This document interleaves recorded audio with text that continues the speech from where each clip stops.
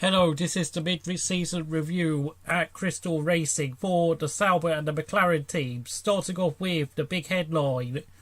Fernando Alonso does control his fate. Of course, for me, is there potential for him to go to Red Bull?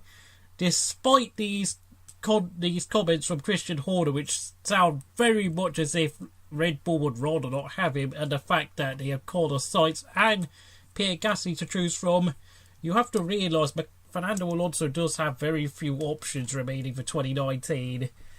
It's either stay at McLaren, go to another team, or potentially go to IndyCar with McLaren's proposed IndyCar outfit. However, of course, no one knows whether they will be making a move to IndyCar due to the fact they're in such a mess. And Fernando Alonso probably will much rather be going up the grid, really. So, up to the next story. It is Charles Leclerc, a superb debut season so far for the young Monegasque driver.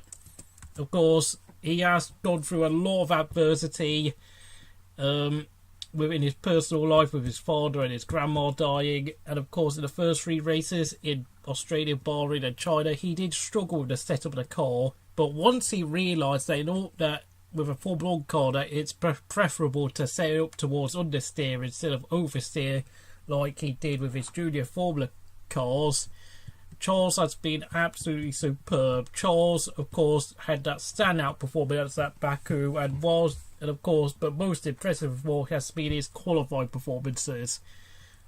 Almost half a second on average faster than teammate Marcus Ericsson, who actually did fairly well in his qualifying battle with Pascal Wehrlein last season. So Charles Leclerc is indeed a star in the making, whilst Stoffel Vandoorne literally is seeing his career hang by a thread. There's even been rumours that Lando Norris could well come into his seat for the Belgian Grand Prix and leave Vandoorne out on a dry, despite his very impressive performance last time out in Hungary, where he finished 9th, where he was on course to finish 9th, before, of course, his car inevitably broke down.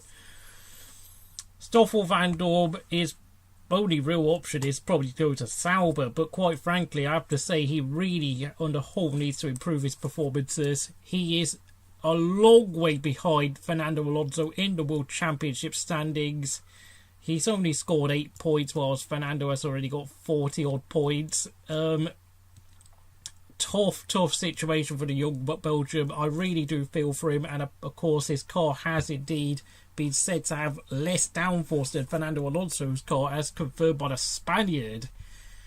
And Marcus Ericsson for me is, of course, just really Marcus Ericsson, really.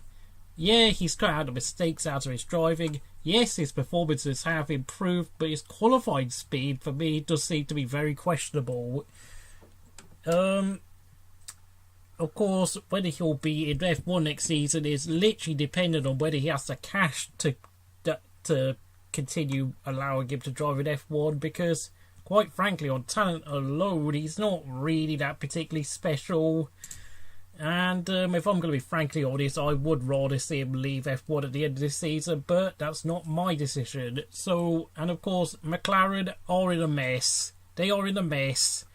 Apparently, rumours around the French Grand Prix news emerged that the McLaren management were giving out Freddos as a reward for doing for the staff members who were doing upgrades that were supposed to be done in time for the Australian Grand Prix. The management of the team is a mess. Zach Brown is too busy waffling on about going to IndyCar and doing all these crazy projects, but surely F1 has to be their priority, and their car is an absolute mess.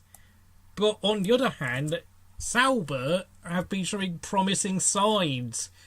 The Alfa Romeo backing they have received for this season, which was done by, of course, the recently deceased Sergio Maccaroni, RIP, has ensured that they've been able to improve the car on a race basis, and of course the financial situation has improved significantly compared to what they've been through over the past 4 or 5 years. And yeah, the only way is up. And as for predictions, I think Sauber might well nick a few points here and there, whilst McLaren, I think, would probably be better off focusing on 2019. But whether they'll actually do that is another mystery in itself. So if you enjoyed this video, please like, subscribe, and I'll see you again next time.